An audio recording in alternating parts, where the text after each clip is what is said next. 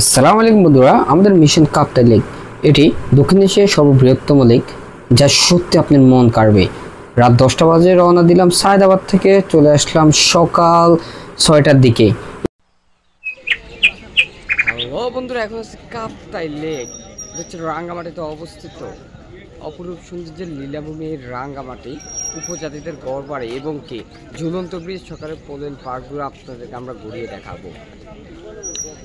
এটি বাংলাদেশের একদম পর্বত একটি অঞ্চল এবং কি সুন্দর একটি অঞ্চল। আর আমরা এখন আছি আপনার রাঙ্গামাটি শহীদ মিনারে। দেখুন আমার পাশে শহীদ মিনার, আর শহীদ মিনারের পাশে হচ্ছে যে কাপ্তাই লেক। কিছুক্ষণের মধ্যে আমরা এবং কি এখানে আমরা সকালের ব্রেকফাস্টটা করে নেব। পরবর্তীতে আমরা এরিয়াগুলোতে একটু ঘুরবো এবং কি দেখবো। দারুণ একটু সময় কাটাচ্ছেন পর্যটক এবং দর্শনার্থীরা এই শহীদ মিনারে। তো এটা হচ্ছে একটি লঞ্চ ঘাট, আর আমরা এই ঘাট দিয়ে এখন উঠবো আর সারাদিন এখানে ঘুরবো। 56 সালে তৎকালীন পাকিস্তান সরকার আমেরিকান অর্থায়নে পানি বিদ্যুৎ কেন্দ্র জন্য কর্ণফুলী নদীর উপরে কাপ্তাই বাঁধ নির্মাণ করে, ফলে রাঙ্গামাটি জেলায় 54,000 একর জমি প্লাবিত হয়। এই কাপ্তাই লেকের সৃষ্টি হয়। তো আমরা এখানে অনেক সময় কাটালাম, সকালের ব্রেকফাস্টটা সেরে নিয়ে এই যে আমাদের বোট আপনাকে দেখাই ইচ্ছা, আমাদের বোটটা আমরা একটু উঠবো বোটের মধ্যে। বাট তুলনামূলক পানি অনেক কম এখানে এই সিজনে, আর বর্ষাকালে এই জায়গাগুলো পুরোটাই ডুবে যায়। হ্যাঁ, তো খুব সুন্দর একটু প্রকৃতি আমরা উপভোগ করতেছি। অপরূপ সৌন্দর্যের এই কাপ্তাই লেক সত্যি মন কাড়বে। এই যে নদীর ঢেউগুলো আপনার মনকে আরো অতুলনীয়ভাবে সাজিয়ে তুলবে। ছোট ছোট ব্যবসায়ীরা এই কাপ্তাইয়ের উপর দিয়েই তারা তাদের জীবিকা নির্বাহ করে থাকে, এক জায়গা থেকে আরেক জায়গায় মাল হস্তান্তর করে। এবং কি এই ছোটো ছোটো টিলাগুলো আই থিঙ্ক এখানে বিভিন্ন রকমের রিসোর্ট আছে। যেমন আমরা এই যে একটু আগে রিসোর্টে ছিলাম, দেখে আপনাদেরকে দাঁড়ান, এই যে এখানে খেয়ে আসলাম। তো এইভাবে অবশ্যই যারা আসবেন এখানে আপনারা অবশ্যই এখানে বিভিন্ন রিসোর্ট পাবেন থাকার জন্য। রাঙ্গামাটি শহরেও বিভিন্ন হোটেল আছে, চাইলে থাকতে পারেন। এই বড় বড় খণ্ড খণ্ড টিলাগুলোতে আপনারা রাতে যাপন করতে পারেন। এবং কি এখানে ছোট ছোট হোটেল আছে, সকাল 10টা বাজে শুরু হয়, সন্ধ্যা পর্যন্ত এই হোটেলগুলো থাকে। চাইলে আপনারা আপনাদের খাবার সেরে নিতে পারুন এবং কি সারাদিন ঘুরতে পারুন। তো ইচ্ছা আদিবাসী গ্রাম, আমরা এখন কিছুক্ষণের মধ্যে আদিবাসী গ্রামটা ঢুকবো। হ্যাঁ, কোথায়? তো আমরা কিছুক্ষণের মধ্যে আদিবাসী গ্রামে উঠবো। আসুন, এই দেখুন এই রাস্তা দিয়ে উঠবো। হচ্ছে বাজার, বেচা কিনা পরিপূর্ণ। তো পাহাড়ি আনারস কাটতেছি, এইটার দাম নিচ্ছে আমাদের থেকে 20 টাকা। প্রচুর পরিমাণ যেহেতু এরিয়া আছে, ভালো বেচতেছে। হ্যাঁ, আপনাকে আচ্ছা আচ্ছা আনারসে ধরছি, সমস্যা নেই। যারা এখানে আসবেন অবশ্যই আনারস খেতে বলবেন, অত্যন্ত মিষ্টি এবং পাহাড়ি আনারসগুলো দামে প্রচুর পরিমাণে সস্তা। এটা হচ্ছে বৌদ্ধ মন্দিরের পাশে, খুব দারুণভাবে খেয়েছি। 5 টাকা, 10 টাকা, 15 টাকা, 20 টাকা করে এরা আনারসগুলো বিক্রি করে থাকে। কাপড় নিজেরা তৈরি করে আর এই দোকানে বিক্রি করে। এই হচ্ছে হুক্কা, এখানে ধূমপান করে এগুলো দিয়া। আর এখানে লিচু, পাহাড়ি লিচু বিক্রি করে। সময় বেল, এই দেখুন। তো আমরা এখন উপরে উঠতেছি, এখানে মোটামুটি ভালো একটু পাহাড় আছে, ভালো উঁচু পাহাড়গুলা। তো গাইস আমাদের প্রায় বৌদ্ধ মন্দিরটি দেখা কমপ্লিট, যাচ্ছি। কোথায় যাচ্ছেন? দিকে দারুণ লাগতেছে জায়গাগুলা। গেলে একটু জিনিসগুলো পিক করবো সেটা দেখার জন্য।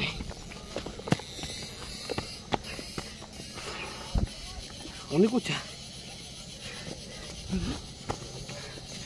দেখেন।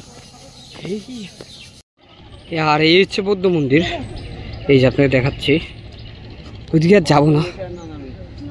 আর হচ্ছে এখান থেকে অনেক উঠে আমরা উঠছি এই সাইড দিয়ে। আর এই যে আমাদের বোটগুলা, এই যেগুলো হচ্ছে আমার বোট, দেখুন কত উপরে উঠছি। তাই পানি বা খাওয়ার সমস্যা নেই। তো দেখতেছি দারুণ, এই দেখুন এই একটা ভিউ প্লেস। ওহ হ্যালো বন্ধুরা, আমরা এখন আছি রাঙ্গামাটি জেলা। এই জেলাটির মাঠগুলো সত্যি লাল রঙের, তাই একে রাঙ্গামাটি জেলা বলা হয়। আর এখানে যে কাপ্তাই লেকটি দেখতেছেন, এটা অত্যন্ত সুন্দর এবং কি মনোরম একটি পরিবেশ। বাট আমরা একদম গরমের সিজনে আসাতে আমাদের খুব গরম লাগতেছে, কিন্তু যারা আসতে চান তারা বিশেষ করে বর্ষার সিজনে আসার চেষ্টা করবেন। এতে করে আপনার ঝর্ণা দেখতে পারবেন কিন্তু আমরা এবার ঝর্ণায় গিয়ে দেখলাম পানি নেই। তাই যারা ঝর্ণা দেখার ইচ্ছা তারা অবশ্যই বর্ষার সিজনে আসবেন। এবং কি অবশ্যই আপনারা যেহেতু আসবেন সেহেতু আপনারা ঢাকা সায়দাবাদ থেকে দেখবেন রাঙ্গামাটির বিভিন্ন বাস আছে। পার বাসের টিকিট আপনাদের 700 থেকে 800 টাকার মতো নিবে। এবং সবার চেষ্টা করবেন রাতে একদম শেষ টিভি আসতে, তাহলে আপনাদেরকে সকালে এসে নামিয়ে দিবে। আর দ্বিতীয় কথা হচ্ছে কি, আপনারা ঝুলন্ত ব্রিজের পাশে দেখবেন অনেকগুলো হাট আছে, ছোট ছোট ডিঙ্গি নৌকা আছে। ওই ডিঙ্গি নৌকাগুলোতে আপনারা উঠতে পারেন 4-5 জন করে। এবং কি যেহেতু একদিনের জন্য যারা রাঙ্গামাটি আসবে তারা চেষ্টা করেন যে বিভিন্ন গ্রুপে আসতে, যেমন আমরা ভ্রমণ বিপর্যয়ের গ্রুপে আসছি।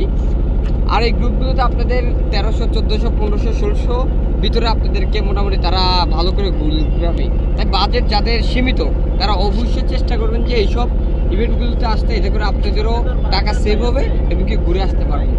তো আমরা প্রায় এখন দুপুর 3টা বাজে কড়া রোদের মধ্যে এই ভিডিওটা করতেছি আসলে আপনাদেরকে প্রকৃতিটা দেখার জন্য। দেখো এর চারপাশে ছোট ছোট পাহাড়গুলো দেখা যাচ্ছে এবং কি আবহাওয়াগুলো একদম ঠান্ডা। এখন আশেপাশে গরম লাগতেছে, রোদ আসতেছে, কিন্তু আপনার বাতাস আসার কারণে আমাদের কাছে আবহাওয়াটা মোটামুটি ঠান্ডা লাগতেছে। আর কিছুক্ষণের মধ্যে আমরা চলে যাবে ঝুলন্ত ব্রিজে। এই যে সামনে গিয়ে ওই ঝুলন্ত ব্রিজ দেখা যায়, যদি দেখাতে পারি আপনাদেরকে একটু পর দেখাবো। আর ঝুলন্ত ব্রিজ তো এই হচ্ছে ঝুলন্ত ব্রিজ। শত শত দর্শনার্থীরা এখানে এসে ভিড় করে সারা বছর। আর সাথে মিনি মিনি কিছু টিলা আছে। আর দেখুন প্রচুর পরিমাণ বোট আছে পর্যটকদের জন্য। তো দারুণ লাগতেছে এরিয়াটা। আর এখানে সম্ভবত এন্ট্রির কত নিচ্ছে এখানে, আর এখানে ঢুকতে এন্ট্রি ফি 20 টাকা আপনাদের থেকে জনপ্রতি নেবে।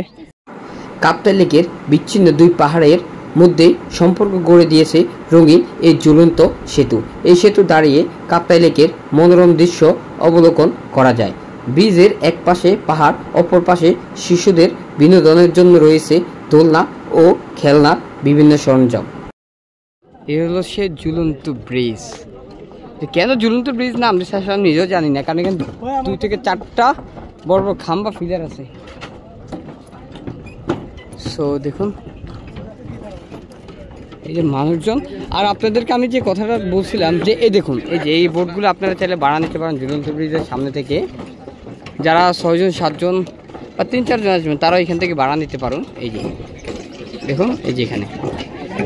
সো আর আমরা এখানে ঝুলন্ত ব্রিজে সারা বছরই এই ঝুলন্ত ব্রিজে ভিড় লেগেই থাকে। এই ব্রিজের দৈর্ঘ্য 355 ফুট লম্বা।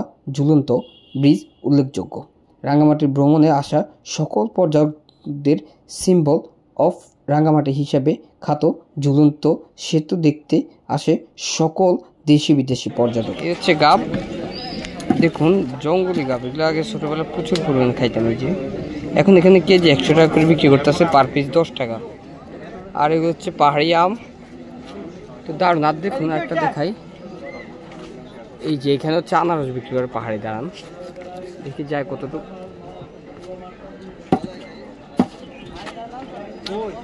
এই যে পাহাড়ি আনারসের জায়গা, দোকানে প্রচুর পরিমাণ বিক্রি হচ্ছে, যেটা এখন সিজন। আরো লোক কি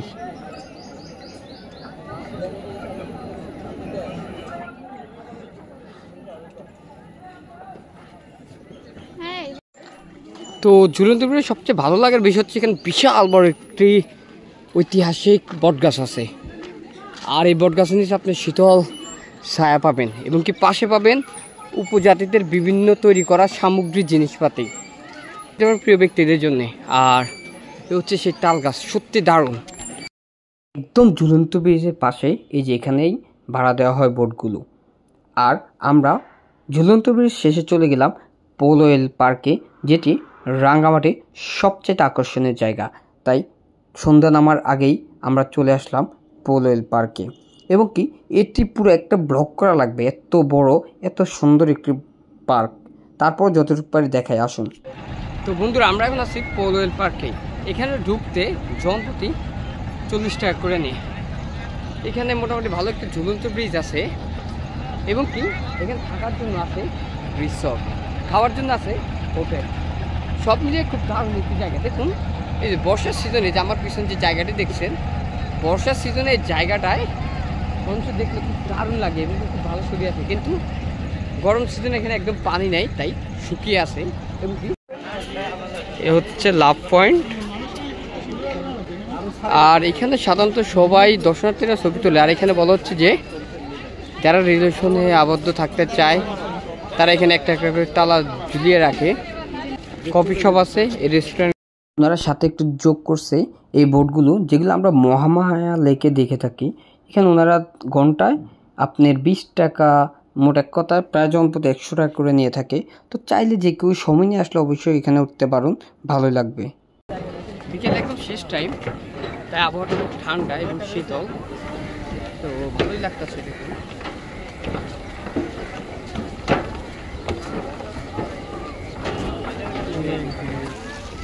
সিঙ্গাপুর, মিনি সিঙ্গাপুর, আপনার লায়নের ক্যাটালগ।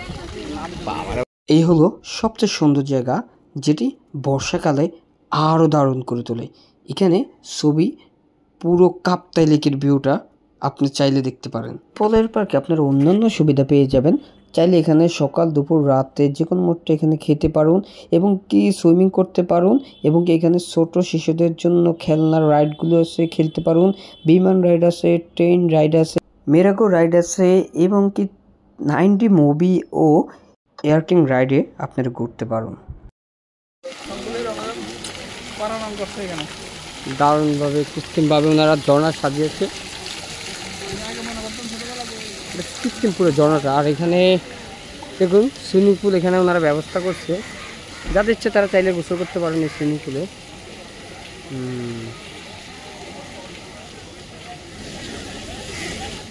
এখানে মিনি একটা দোলনাও আছে দেখুন, এই যে। আর সেই ডেকি অনেক আর্টিফিশিয়াল করছে, এবং কি এখানে 90 শিক্ষামূলক কিছু বিনোদন আছে। আর বাচ্চার জন্য এখানে কিছু শিশু পার্ক আছে দেখুন, শিশু বয়স্ক সবাই এই পার্কে উঠে এবং কি ঘোরাঘুরি করে।